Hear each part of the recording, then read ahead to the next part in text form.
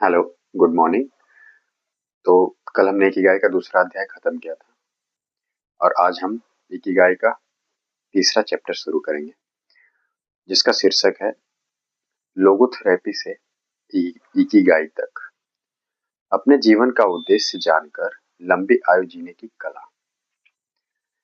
इसका पहला शीर्षक है लोगोथेरेपी यानी क्या।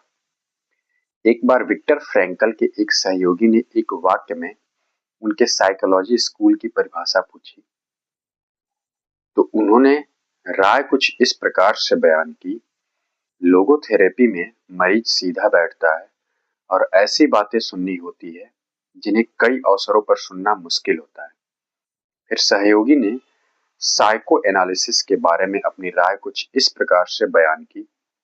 साइको एनालिसिस में मरीज काउच पर लेटा होता है और कई बार ऐसी चीजें बोल देता है जो किसी और समय बोलना इतना आसान नहीं होता है। फ्रैंकल ने अपने मरीजों से पूछे जाने वाले पहले सवाल के बारे में स्पष्टीकरण करते हुए कहा कि वे हमेशा अपने मरीज से पहला सवाल यही पूछते हैं, आपने आज तक आत्महत्या क्यों नहीं की। इससे मरीज को जीने के लिए कोई न कोई अच्छी वजह मिल ही जाती है और वह उस उद्देश्य के साथ आनंद से अपनी आगे की यात्रा शुरू करता है। फिर लोगोथेरेपी क्या करती है? इसका जवाब एकदम स्पष्ट है। वह आपको जीवन जीने के लिए एक अच्छा सा मकसद ढूंढने में मदद करती है। लोगोथेरेपी लोगों को उनके जीवन का उद्देश्य समझाने में सहयोग करती है, जिसकी वजह से उनके जीवन को अर्थ प्राप्त होता है, जिसकी वजह से उन्हें जीने की नई उम्मीद मिलती है और वे नए जोश और उत्साह के साथ आगे जीवन जीने लगते हैं।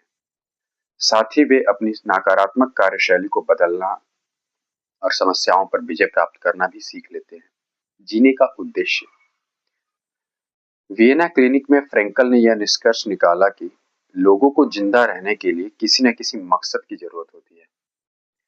उन्होंने जिन लोगों का अध्ययन किया उनमें से 80% लोग मानते थे कि उनके पास जिंदा रहने के लिए कोई ना कोई उद्देश्य है और 60% लोगों ने यह माना कि उनके जीवन में कम से कम एक चीज तो ऐसी है जिसके लिए वे मरने को भी तैयार हैं।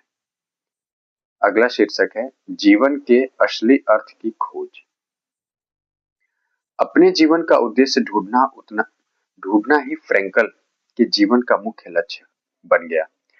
लोगोथेरेपी को अगर संक्षिप्त में बताना हो तो उसे नीचे दिए गए 5 बिंदुओं से बताया जा सकता है। लोगों को उनके जीवन में खालीपन, चिंता और निराशा का एहसास होता है। ये पहला बिंदु है। दूसरा बिंदु है थेरेपिस्ट उन्हें यकीन दिलाता है कि इसका अर्थ है कि आपको अपने जीवन का उद्देश्य जानने की तीव्र इच्छा हो रही है। तीसरा उद्देश्य है मरीज को उसके जीवन का उद्देश्य मिल जाता है, खासकर निराशा के समय। चौथा उद्देश्य है मरीज अपनी मर्जी से उस उद्देश्य का चयन करता है या उसे नकारता है।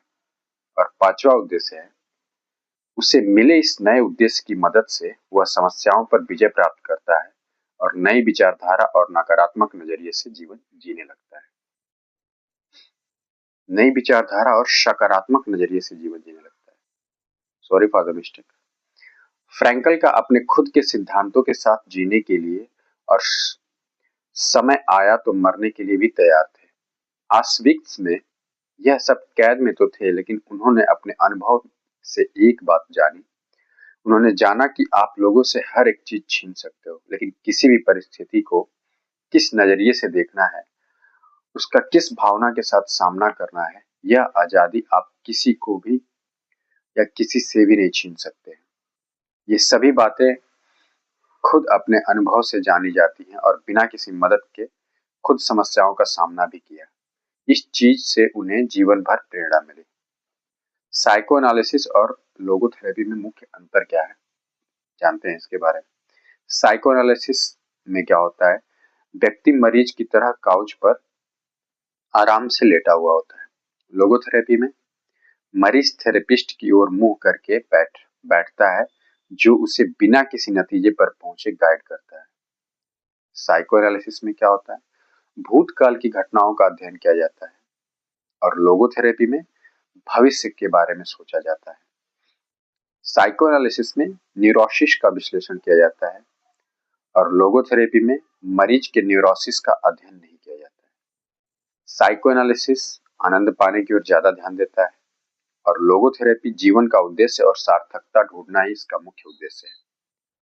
साइकोएनालिसिस में साइकोलॉजी पर ध्यान केंद्रित होता है और लोगोथेरेपी में आध्यात्मिक पहलू शामिल किया जाता है।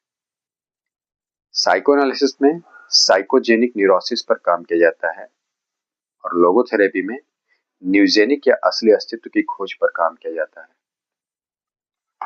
साइकोएनालिसिस में मन की दुविधाओं, मूल प्रवृत्ति की उत्पत्ति जानने का विश्लेषण किया जाता है और लोगोथेरेपी में इस पर विचार किया जाता है कि दुविधाएं कब और कहां से पैदा हुई है।